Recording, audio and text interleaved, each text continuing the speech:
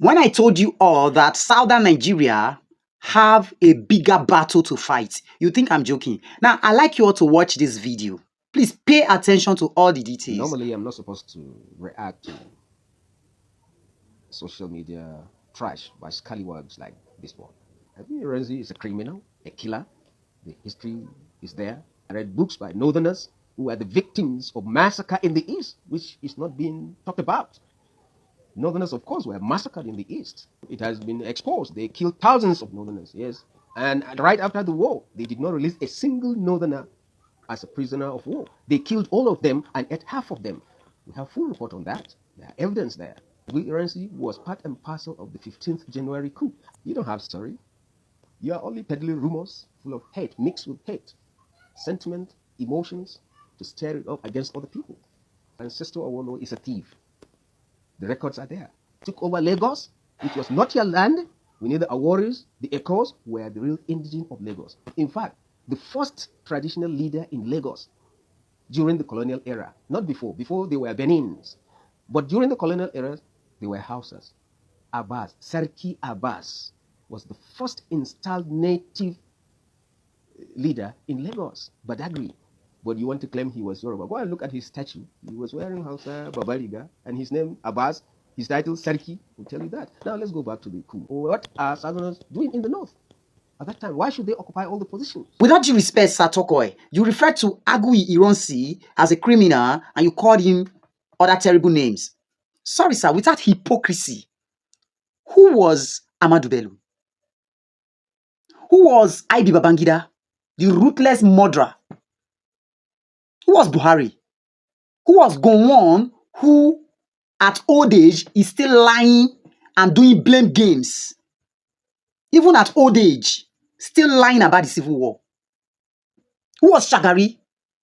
Wasn't he a looter, a criminal, and a thief? Who was Sani Abacha? Who emptied the state, the Nigerian state treasury? Who was Muritala? And who was Mustafa? The key actor in Sani Abacha's government. The real guy that he used in committing all manners of evil. Who were these guys? You hypocritically come out to refer to others as criminals.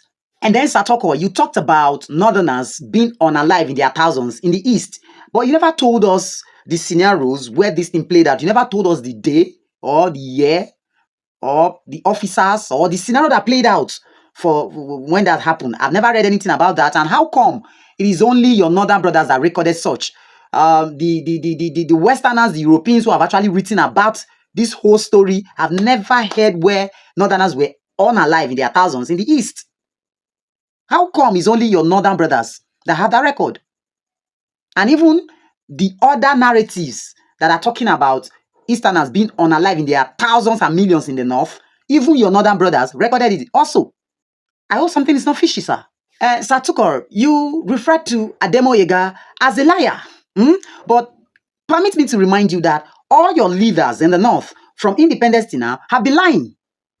They've lied to you that you own Nigeria. They lied to you that they use your resources, Granite Pyramid, to build the South. Lies. That they use it to build a railway station. Lies. That you control Nigeria, you determine who becomes president. Lies. Gowon is all over the place lying about the civil war.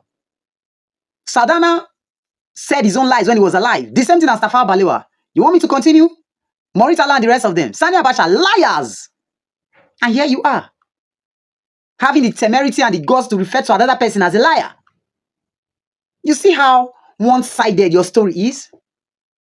And then your last question that you asked was about why were Southerners dominating the entire Nigerian state? Why were they dominating every national institution as at early independence? Satokor, it's more or less like you are forgetting something. It's like you forgot that as at independence, the Northerners were still living as if they were in 14th and 15th century. They were typical farmers. They were nowhere to be found so long as education is concerned. They were predominantly illiterate. They didn't cherish anything civilization. They were still in their mountains and caves. You've forgotten. You see, All these lies that were peddling all over the place. That's the reason I'm telling every other ethnic group in the South, be it Yorubas or whatever, that are busy screaming that Ironsi, Ironsi removed regional government, and he announced the Decree 34, and for that reason everything was removed. I have a video to play to you. Let me use this video to discredit all those lies. Happy viewing. General Ironsi cannot be solely blamed for the removal of regionalism in Nigeria. The shift from a regional system to a centralized structure was the consequence of the January 1966 coup and subsequent political and military decisions. While Ironsi's unification decree played a role, the broader context of military rule and action taken by his successor, General Gowon, were equally significant in dismantling regionalism. Here are some key points to support this perspective. Number one, impact of the January 1966 coup. You can pause and read it through. Number two, Ironsi's role and decree number 34. You can as well pause and read it through. Now, I would like to stress here that Ironsi's unification decree was an attempt to create unity and address the ethnic and regional tensions that contributed to the coup. You see, what this means is that the country was already in disarray. So Ironsi needs to control, he needs to put everywhere in order, he needs to calm everything down. That was the reason, number one, he had to make sure that he is in charge of all the regions. Did you get that? It's not for him to control the resources, no. It's for him to calm the nerves and let there be calmness, let there be peace first. That was the reason he released this decree. Did you get that? You can pause and read the rest, please. Now, Gowon's role, you can as well pause and read it. And then again, the nature of military rule. Military regimes, by their nature, favor centralization to ensure control. Did you hear that? The removal of regionalism was thus a collective outcome of military governance. Nigerians with emotional judgment. Did you hear that? Not solely Ironsi's doing. Did you get that? Now, the conclusion of the whole matter. Why Ironsi initiated the formal steps to abolish regionalism, the broader context of military intervention, the aftermath of the January 1966 coup, and Gowon's state creation all contributed to the collapse of regionalism. Blaming Ironsi alone oversimplifies the complex historical process that led to the centralization of Nigeria. Oh my father, I think this is objective enough now. Why the tribal? You see, Nigerians, we are just trying to protect our tribes, even when the truth is glaring. And this is the reason I've been shouting, screaming, we are not one. Let's stop the pretense. We are not one now. There is nothing unifying us. I'm begging everybody. We are not one. The reason I need to react to this, Mr. Tucker, I'm not actually good at replying everybody. Do you understand? But we need to set the record straight. We need to set the record straight, so that our children will come and they learn the truth, not all these lies our forefathers told us, so that we can inherit their enemies. Because that's what we've done. Gowon's enemy as at 1967 are now Northerners and Hausa Fulani's enemies.